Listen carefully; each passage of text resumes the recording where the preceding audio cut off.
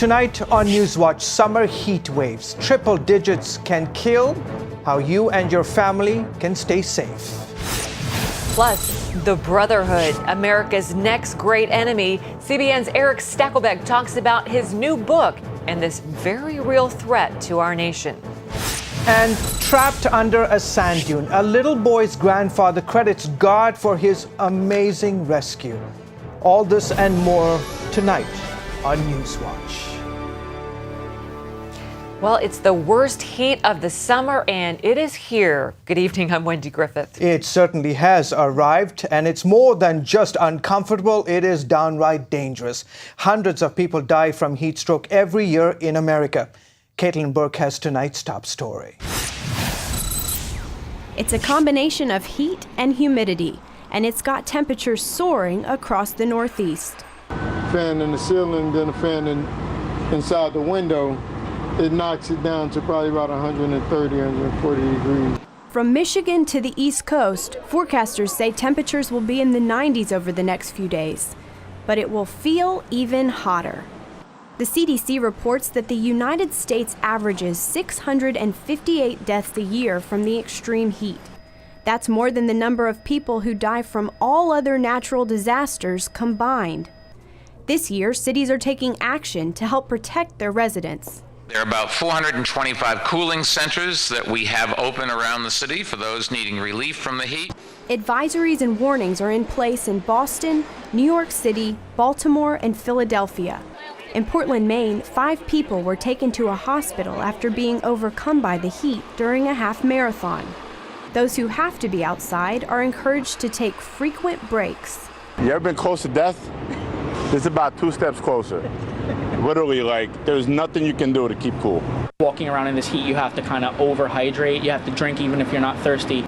Forecasters say the high temperatures will shift westward midweek, getting worse as they head across the middle of the country. Caitlin Burke, CBN News. And Lori Johnson covers health issues for CBN News, and she joins us now with some tips on how you can protect yourself from this heat. Well, Lori, most of us don't think about heat as a killer, but it really is. How can we prevent from getting heat exhaustion? Well, sadly, about 175 people in America die from heat exhaustion every year.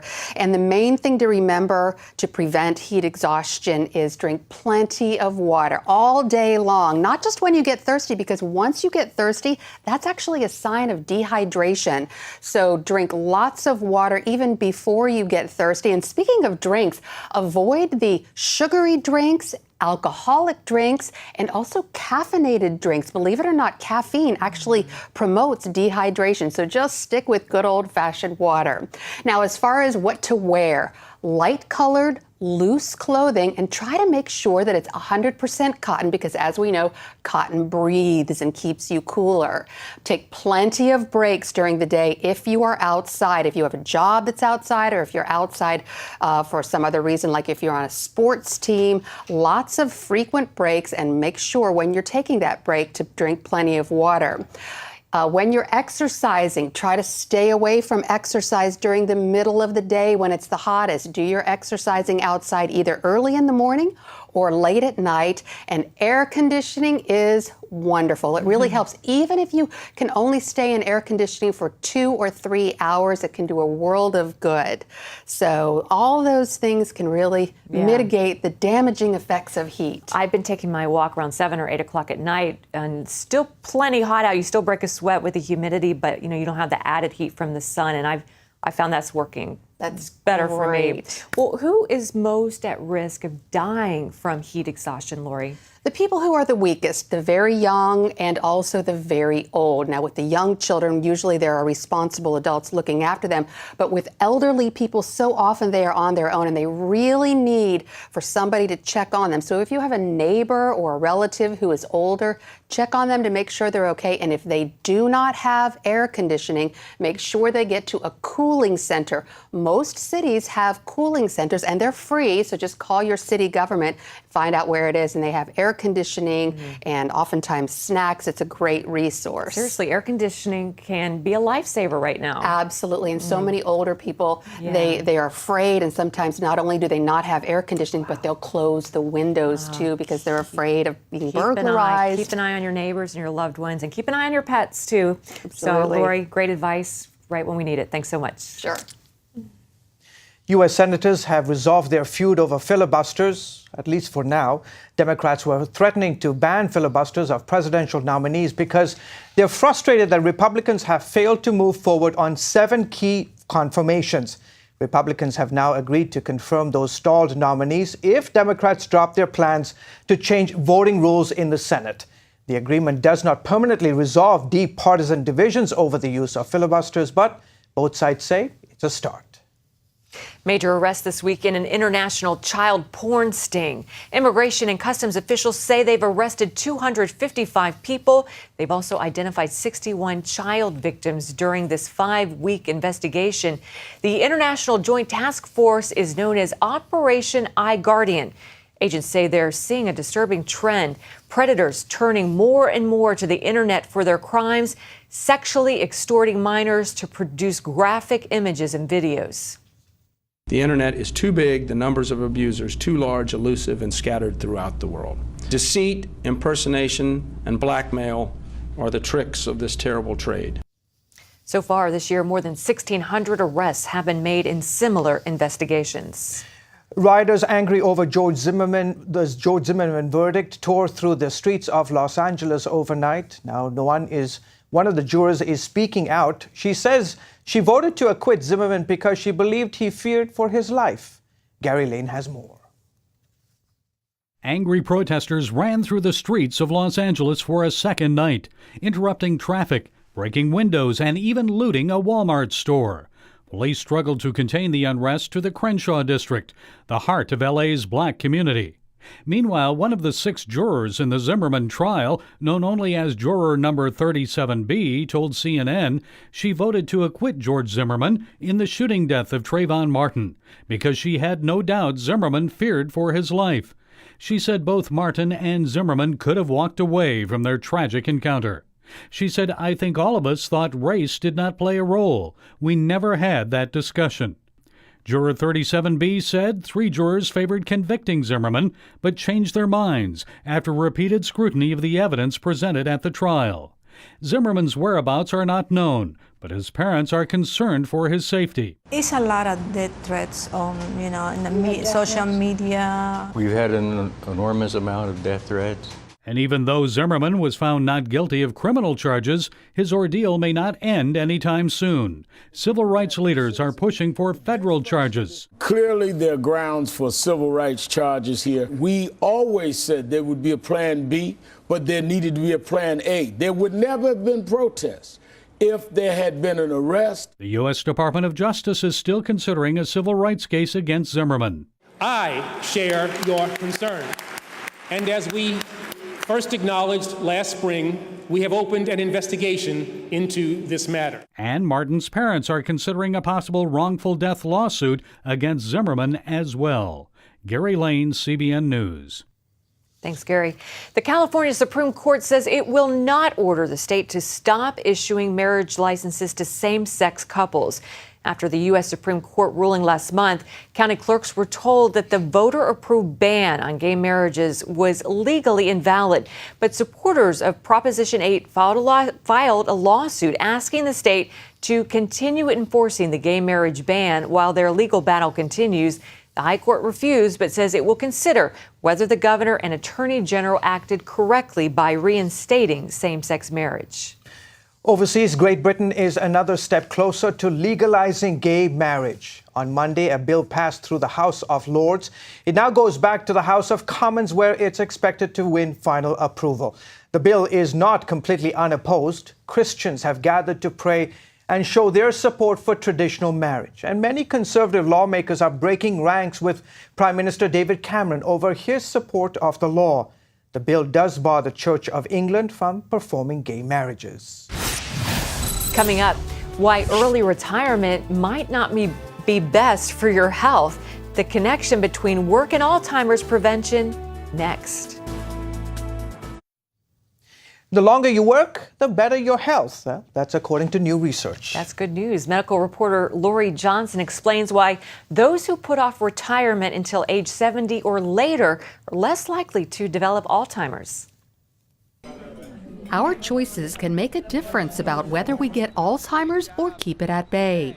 So says a study of 500,000 people that shows for each additional year a person worked, the risk of getting Alzheimer's was reduced by 3%. The reason is because working is more demanding than retirement, physically, mentally, and socially. Stimulation in all three of those areas leads to a healthy brain because they increase the blood flow in the brain and also increase chemicals that protect the brain and slow its deterioration.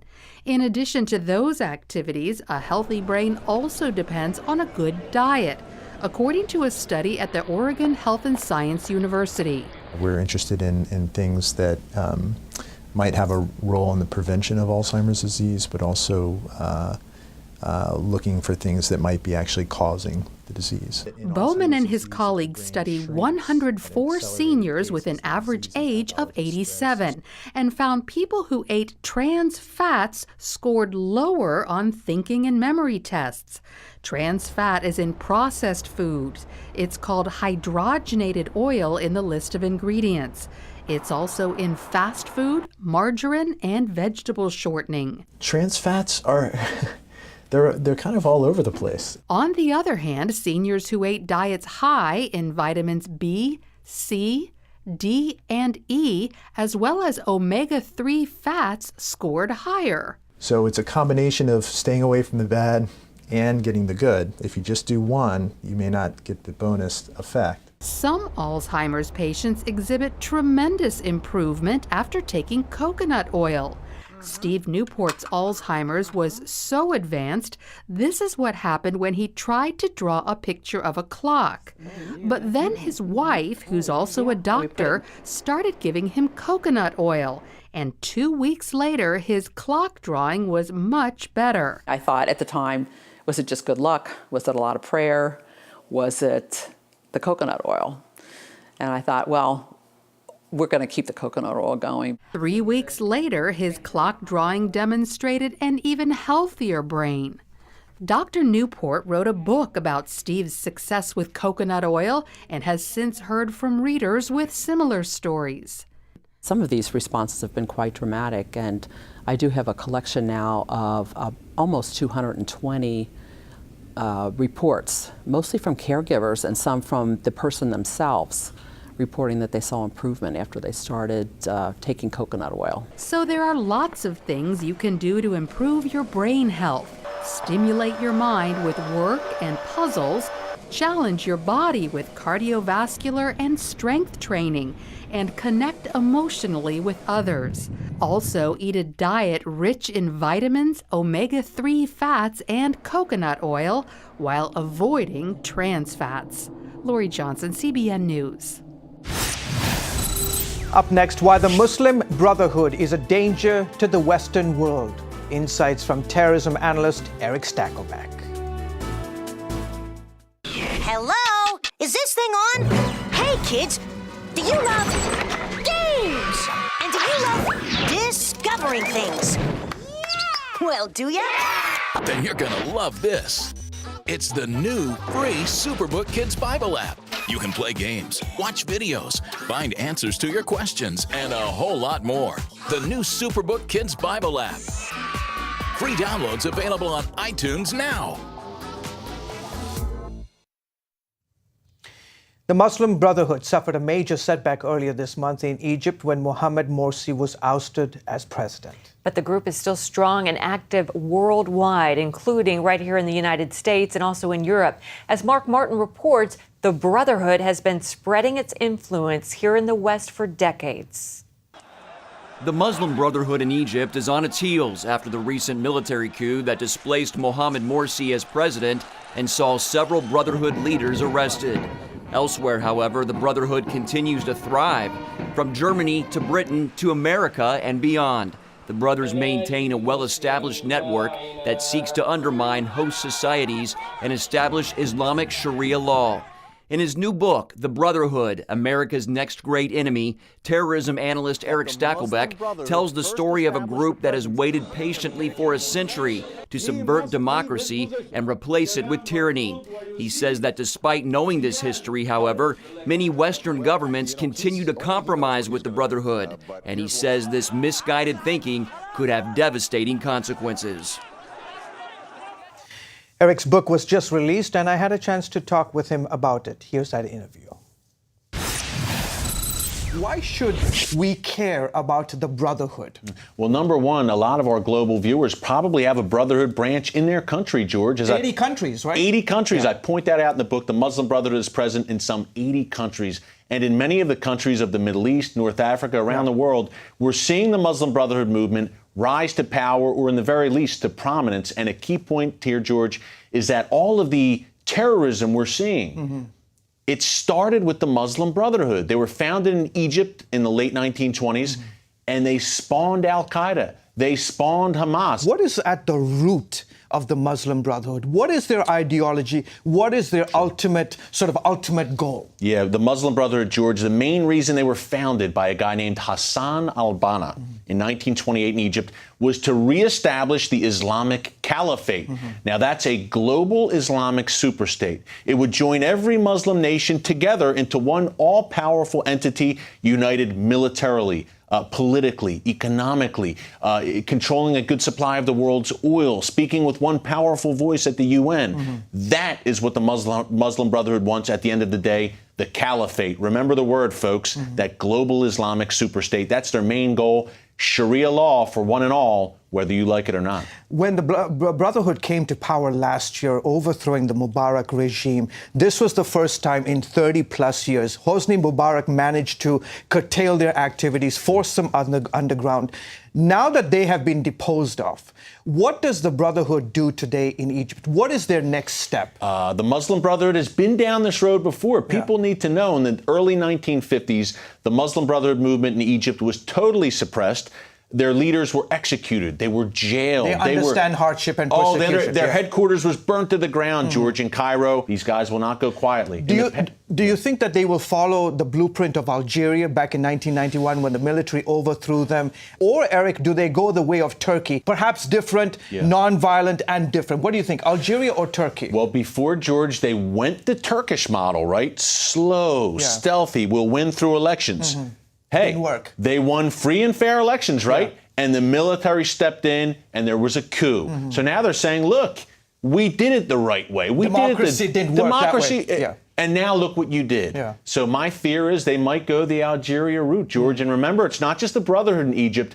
There are very strong Salafist jihadist groups there who will not hesitate to resort to violence. And everyone needs to know why that's so important. Because the Suez Canal, which Egypt controls, a good amount of the world's oil passes through it. If terror groups in Egypt, angry about Morsi's ouster, decide to target the Suez Canal, global oil prices go through the roof, and all of our viewers will feel that. For our viewers here in the United States, help us understand why this current administration has decided to coddle Mohammed Morsi and the Brotherhood. What are the consequences of us that support that we gave to the Brotherhood? They look at the Muslim Brotherhood as the good guys, as the moderate Islamists, because look, these guys wear suits, ties, they're eloquent, well-educated, and our government says, hey, we can use them against Al-Qaeda. But as I said, George, Al-Qaeda spawned from the Brotherhood. They share the same ideology. So you can't use them against each other. It won't work. The consequences of this, of our support, yes, America's support for the Muslim Brotherhood abroad and here in the U.S. has been empowering them. Why do they support the Muslim Brotherhood? Why do they support these radical regimes around the world? And yet they call themselves a champion for democracy, a champion for human rights, a champion for free speech, freedom of religion, yet we support the wrong characters.